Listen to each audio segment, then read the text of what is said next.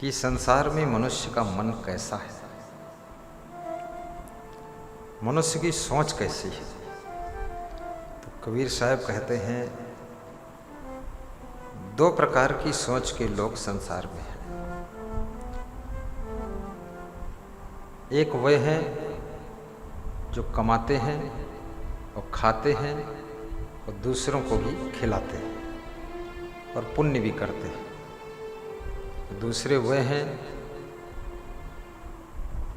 कमाते हैं, न खाते हैं, न खिलाते हैं और न कोई पुण्य करते हैं।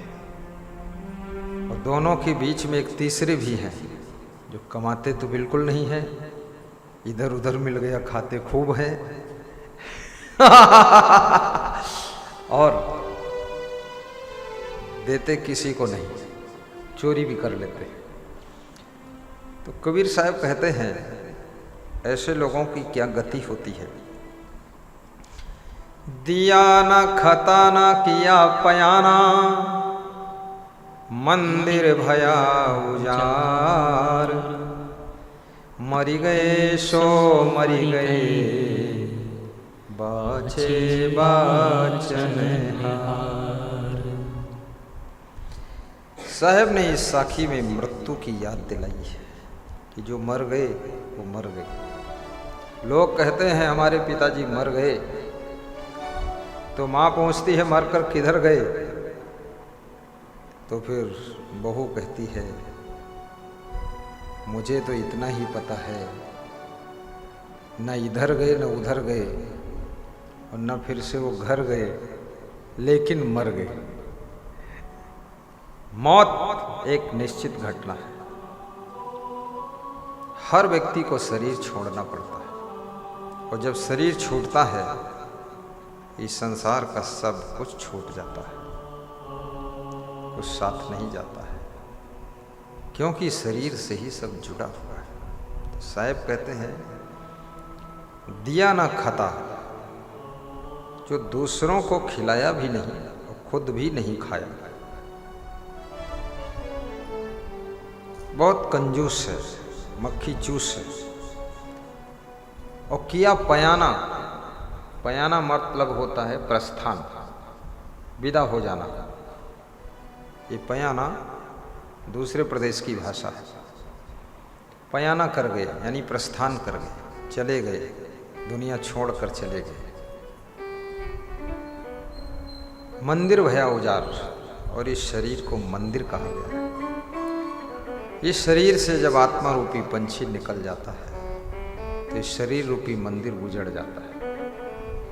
जो देखने में सुंदर लगता है, लोग जिसके पांव छूते हैं और जिस गले में माला पहनाई जाती है, जो चरण पखारे जाते हैं, आत्मा पंछी के निकल जाने के बाद उस शरीर को देख करके भय लगता है, डर लगता है।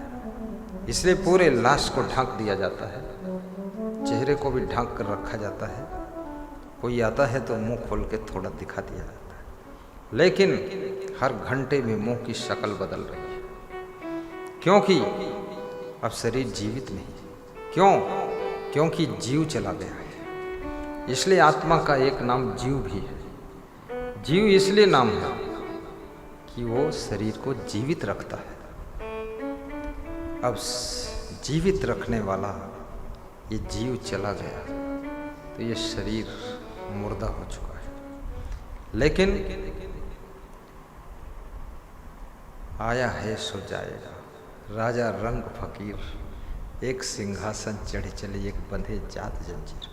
जाने का डर नहीं है, जाना है, जाएंगे, सब जाएंगे, हम भी जाएंगे, सब राजा जाएंगे, प्रजा जाएंगे, सब जाएंगे। लेकिन जाने से पहले कहते हैं जिंदगी में यदि आप गृहस्थी में हैं तो आपका मित्र आपकी पत्नी, यदि आप बीमार हैं तो आपका मित्र दवाई है। पेट में दर्द है, एक गोली खा लो, दर्द खत्म हो जाता है। बीमारी की स्थिति में आपका दोस्त दवाई है, औषधि है। लेकिन यदि आप विदेश में हैं, थैला चोरी हो चुका है, गाड़ी चोरी हो गई, घड़ी चोरी हो गई, पैसा चोरी हो गए, लूट लिए गए, कुछ बचा ही नहीं है, तो वहाँ तुम्हारा कौन मित्र है? वहाँ तुम्हारा जो विद्या है, जो कला है, जो हुनर है, जो गुण है, जो योग्यता है, जो आपको तजुर्बा है,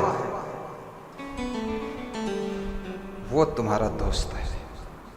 फिर तुम कोई नया आइडिया निकालोगे और उस नए आइडिया से, उस विषम परिस्थिति से पार हो जाओगे। इसलिए हर आदमी को गुणवान बनना चाहिए, योग्य बनना चाहिए, विद्या प्राप्त करना चाहिए, सीखना चाहिए, क्योंकि कब कैसी घटना हो जाए, कब कैसी स्थिति आ जाए।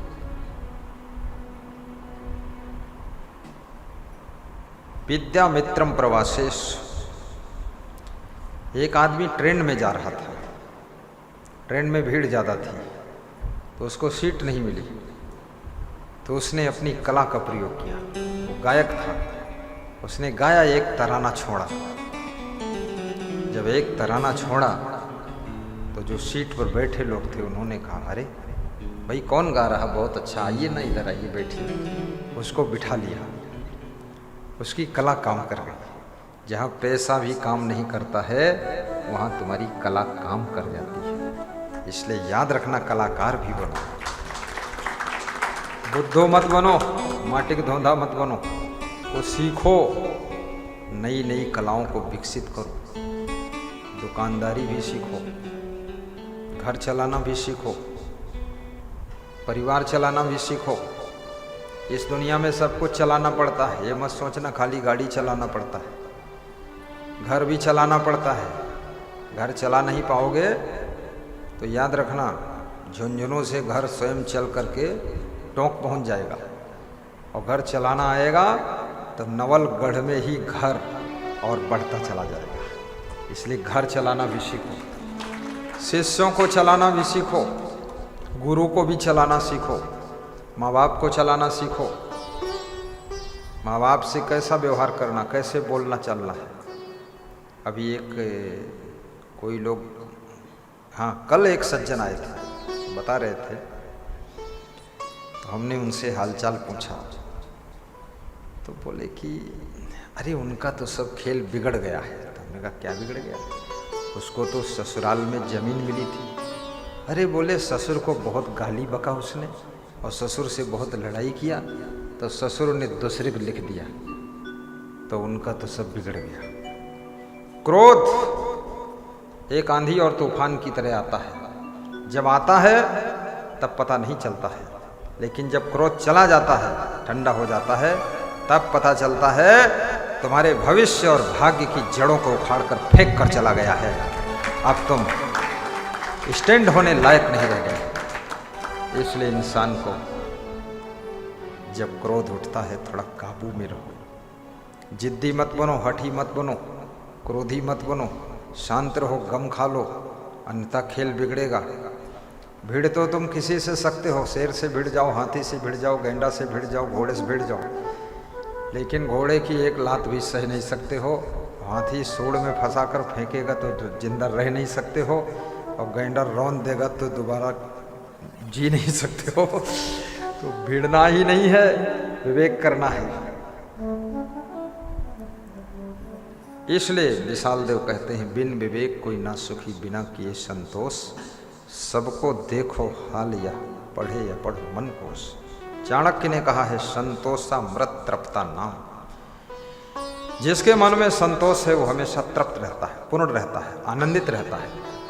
कमाइए, बचाइए, सब करिए, लेकिन मन में संतोष भी रखिए। ज़्यादा परेशान मत होइए, क्योंकि भाग्य का कटोरा जितना बड़ा है उतना ही मिलने वाला है, वही मिलने वाला है, उससे ज़्यादा भी नहीं मिलेगा, और कुछ अलग मिल जाए वो भी नहीं मिलेगा, वही रहेगा। जो कुछ लिखा ललाट में सो होवे परिणाम, चाहे परे घर रंग के, चाहे महीपति धाम। राजा के घर जिनका विवाह हुआ, कंडीशन ऐसी बदली और नौकरानी हो गई, राजा की रानी नौकरानी। और जो भीख मांग रहे थे ऐसी स्थिति आई कि वो रानी बन गई जाकर। ये भाग्य आपको भी पता नहीं, बाप को भी पता नहीं, किसी को पता नहीं इस भाग्य में है क्या। हर माँ बाप चिंता करता है अपने बेटे की, बेटी की, इसकी जिंदगी का क्या होगा, ये बौड़म है, इसको बुद्धि उद्धि नहीं है, ये कहाँ भटकी का कहाँ हुई, कुछ अक्ल नहीं है। लेकिन नहीं, हर महीने में भाग्य चेंज होता है, हर वर्ष भाग्य चेंज होता है, हर रोज भाग्य चेंज होता है। किसी रोज आपको सेवई खाने को मिलेगी और किसी रोज खिचड़ी मिलेगी, घर आपका ही है। और किसी रोज ऐसा कुछ गड़बड़ हो जाएगा, समस्या, दिन भर पानी पिए एक टाइम नहीं, वह मुलझे रहो। किचन भी है, सामान भी है, सब कुछ है, ना बनाने का टाइम है ना खाने का टाइम है, तो समस्या कोई बहुत बड़ी आ गई। इसलिए क्षण क्षण किस्मत बदलती है। चिंता छोड़ो, सुख से जियो, प्रसन्न रहो। और मिला है, कपड़े भी पहनिए, अच्छा मकान भी बनाइए, अच्छा भोजन कीजिए, अच्छा किचन भी बनाइए और अच्छे फल भी खाइए और थोड़ा दूसरों को भी खिलाइए, दूसरों की भी सेवा कर दीजिए। और धर्म से भी जुड़िए, भक्ति से जुड़िए, सत्संग से जुड़िए, क्योंकि वहाँ से ज्ञान मिलता है, भक्ति मिलती है, मन को शांति मिलती है। क्योंकि ये संसार तो उलझनों से भरा हुआ है, यहाँ और कोई उपाय नहीं है, सत्संग के अलावा कोई शांति देने वाला नहीं। सत्संगत से सुख मिलता है, जीवन का कण कण खिलता है। सत्संगत से सुख मिलता है, जीवन का कण कण खिलता है। सत्संगत से सुख मिलता है, जीवन का कण कण खिलता है। कपड़े को जैसा रंग मिले, मानव को जैसा संग मिले, वह उसी रंग में रंगता है। जीवन का कण कण खिलता है। सत्संगत से सुख मिलता है, जीवन का कण कण खिलता है। बोलिए सद्गुरु भगवान की जय। किया न खाता न किया पया न, मंदिर भया उजारी, मरी गए सो मरी गए, बाचे बाटन हारे। कबीर साहब कहते हैं, जो मर गए वो तो चले गए, लेकिन जो लोग बचे हैं वे तुम्हारा धन भी बांट लेंगे, कपड़ा भी बांट लेंगे, अंगूठी भी बांट लेंगे और तुम्हारे खाट के मचवा भी बांट लेंगे, और जो चांदी की चूड़ियाँ हैं वो भी बांट लेंगे। ये तो बांट के सब खा जाएंगे, दसवां तेरे ही ठीक ठाक करेंगे कि नहीं करेंगे वो भी पता नहीं, ये पिंड दान करेंगे कि तुम्हारे पिंड पर ही रहेंगे। इसलिए जो करना है अपने जीवन में कर लो बस। तो मरते समय आपका दोस्त कौन है, मृत्यु के बाद आपका मित्र कौन है, उसका नाम है धर्मो मित्रम मृतस्य च। धर्म ही आपका मित्र है और वही आपको साथ देगा